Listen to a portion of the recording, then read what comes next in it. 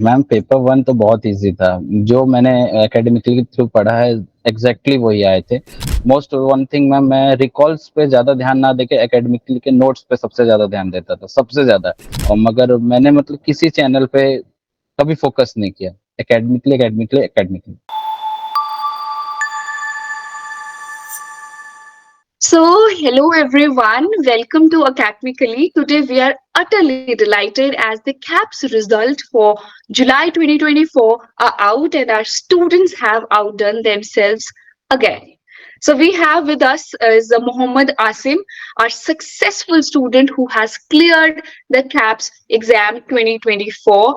First of all, Asim, very congratulations that you thank you have, so much ma'am. for your triumph. And also, thank you for joining us today. Asim, there are a lot of CAPS aspirant out here and there for whom your story will be inspirational. So that's why we are, talking to you and taking your interview. Yes ma'am. So now, not wasting much of the time, I would like to firstly ask you, from how did you come to know about academically? Ma'am सबसे पहले तो good morning ma'am. और ma'am मैं just year 23 में pass out हूँ। तो मैंने YouTube पे सर्च किया कि अब जॉब अपॉर्चुनिटी के लिए क्या-क्या है, तो डॉक्टर अकरम सर का यूट्यूब चैनल आया था। फिर मैंने Hmm. रिसेंट तुरंतली उसमें जॉइन हो गया मैं। और फिर वहाँ से काउंसलर से मैं अटैच हो करके फिर तुरंत मैंने स्टार्ट कर दिया अपने क्लासेस।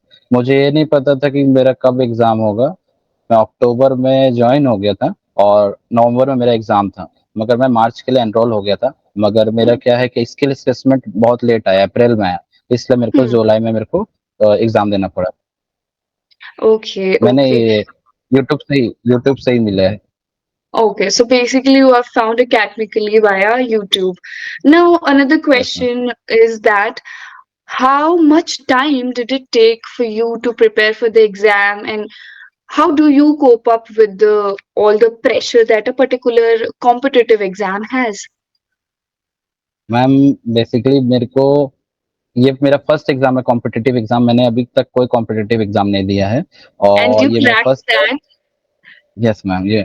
और मैं 14 टू 15 आवर में डेली स्टडी करता था। मैं डेली 14 टू 15 आवर स्टडी करता था। और मैं बेसिकली मेरा छोटा-सा बिज़नेस है, फैमिली बिज़नेस है, तो मैं वो भी हैंडल करता था और मैं स्टडी करता था। लास्ट 1 मंथ या 45 डेज़ बिफोर मेरे पेरेंट्स लोग बोले कि अब दुकान पे मत आओ, अब पढ़ाई करो। तो मैं 14 टू 15 आवर टोटल स्टडी करता था।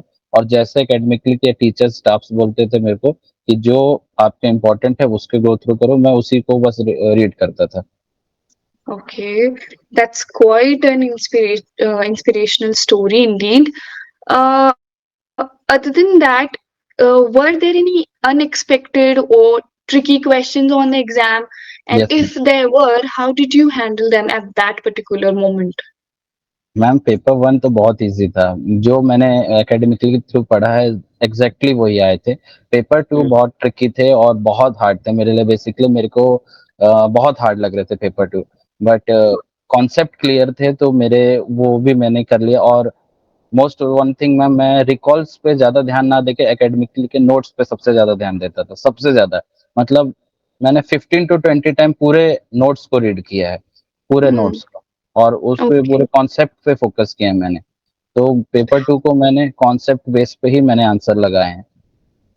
So, is that how academically has impacted your journey to crack the CAPS exam? Yes ma'am, totally academically. मैंने कोई अदर चैनल को जॉइन ही नहीं किया है। फ्रॉम नवंबर टू जुलाई मैंने किसी चैनल पर नहीं गया, मैंने कभी सर्च भी नहीं किया। और मगर मैंने मतलब किसी चैनल पे कभी फ़ोकस नहीं किया। Academically, academically, academically.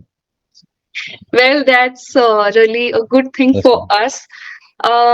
Now, lastly, one question to you.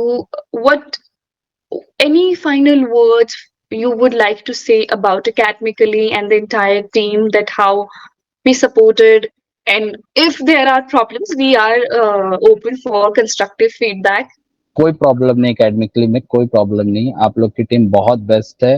Counsellors से लेकर के टीचर्स तक और आज के डेट तक टोटली बेस्ट है मैम। और मैं अगर जो भी न्यू स्टूडेंट अगर एकेडमिकली में जॉइन होना चाहते हैं, उनको बस ये बोलूँगा एकेडमिकली के नोट्स और कॉन्सेप्ट पे फ़ोकस कीजिए। अगर कॉन्सेप्ट क्लियर है तो वो कोई भी क्वेश्चन अटेम्प्ट कर सकते हैं, चाहे कितना भी ट्रिकी हो। बस एकेडमिकली के नोट्स को 20 टू 30 टाइम्स रीड कीजिए। और अगर कैलकुलेशन पार्ट है तो मैंने कैलकुलेशन पार्ट तीन हैंड आउट थे हमारे नोट्स में, और मैंने उसको प्रिंट करके टोटल मैक्सिमम मतलब 20 टू 30 टाइम्स मैंने पर क्वेश्चन को प्रैक्टिस किया है। Oh. पर क्वेश्चन 20 टू 30 टाइम्स। तो टोटली डिपेंड ऑन एकेडमिकली, और किसी चैनल पे फोकस मत कीजिए। मुझे बहुत सारे चैनल्स के मैसेज, डीएम और ये सब आते थे, पर मैं किसी चैनल पे फोकस नहीं करता था। Well, that's much humble and gracious of you that you are praising our team here, and thank you so much. Thank you ma'am. Uh, Without candidates' own, hard work and everything, the team here is nothing. It's you that you have studied and that you have cracked. Very, very congratulations to thank you. You so much ma'am. And thank you so much for sharing this eminent knowledge with us about academically or about yourself, how you prepared, how you coped up with your exam pressure. Yes ma'am. Asim, it's a very big day for you, and I'm sure you are in the mood to celebrate. So yes ma'am. we congratulate you again on your magnificent achievement and wish you all the very best for thank you this so much future. Ma'am. Thank you so much, and thank you so much Akram sir. Thank you entire team.